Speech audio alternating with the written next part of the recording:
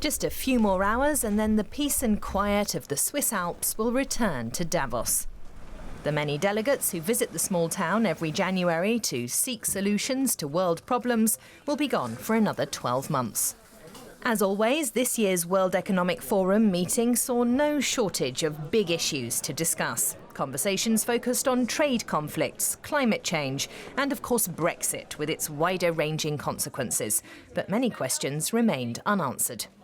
Chancellor, can Brexit be delayed? German Chancellor Angela Merkel was among those promoting international cooperation in Davos. Most welcomed her message. Also a veiled rebuttal to US President Donald Trump, who had stayed home due to the US government shutdown. Brazil's new president, Jair Bolsonaro, however, was in Davos, marking his first appearance on the world stage. While international cooperation is likely not one of his favourite topics, he used Davos to try and attract foreign investors. Many of the leaders who normally make the headlines didn't attend the World Economic Forum this year, but most participants seemed not to mind. They came here to talk or do business. And those events don't happen on the big stages anyway, but in the back rooms of the Congress Centre or even on the streets of this little Swiss town.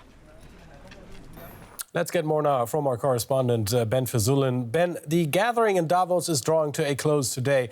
Do you think leaders made meaningful progress in addressing the world's most pressing issues?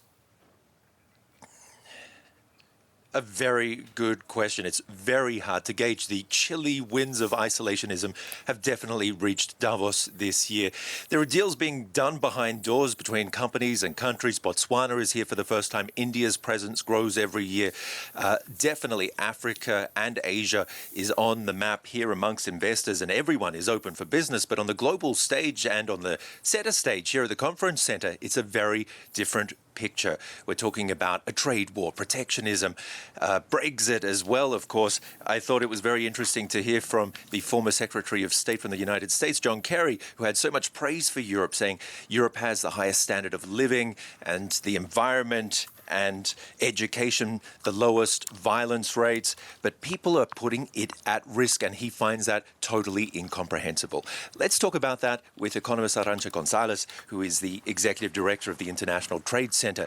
A hard Brexit is looking more and more likely. What would be the ramifications? It would have huge consequences, and it would be a huge irresponsibility on the side of governments. It's like in a family, husband and wife, divorce without an agreement. I have not known any such situation which ends happily. So the only thing that should happen now is discard this option from the table and focus on building consensus on any of the other options on the table. At the same time, a trade war is raging on between the top two economies with no end in sight. Well, we have the beginnings of perhaps a conversation with the United States and China seated around the table.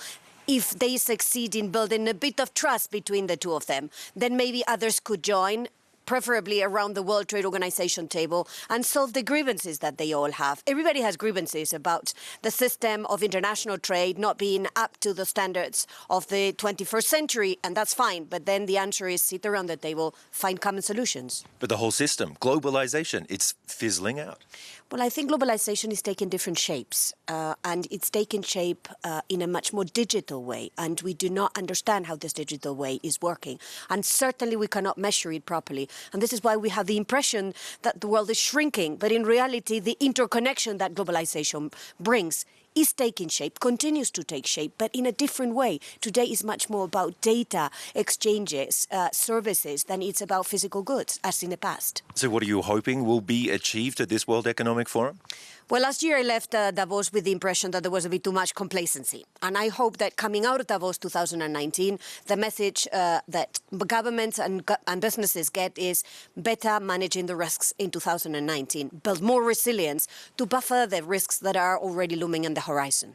So as German Chancellor Angela Merkel put it, this has all been a wake-up call, the changes we're seeing in perceptions of how the world should be run and how countries interact. is exactly what happened in 2018. It was a huge wake-up call. There were huge tensions, not only on the trade side, also on the geopolitical side, and we also saw masses of people protesting for different reasons. Some feel inequality of revenue, some have inequality of opportunities, some simply want to have a voice. What we need to do now is responsibly channel this energy into finding solutions to this world in which we live, much more interconnected, with problems that have a reach beyond the nation state, for which we need more international, global, multilateral cooperation. Arantxa González, thank you very much. My pleasure. DW's Ben Verzulen reporting from Davos there, and it is there that billionaire investor George Soros had some strong words for the Chinese president. Mr. Soros called President Xi Jinping the, quote, most dangerous enemy of free societies. Mr. Soros said that China's social credit system would give Mr. Xi total control over his people. Beijing is currently developing a facial recognition system, which Mr. Soros says would enable the government to use algorithms to determine how big a threat an individual poses to the regime. He also said US tech giants like Facebook needed to be reined in for the sake of democracy.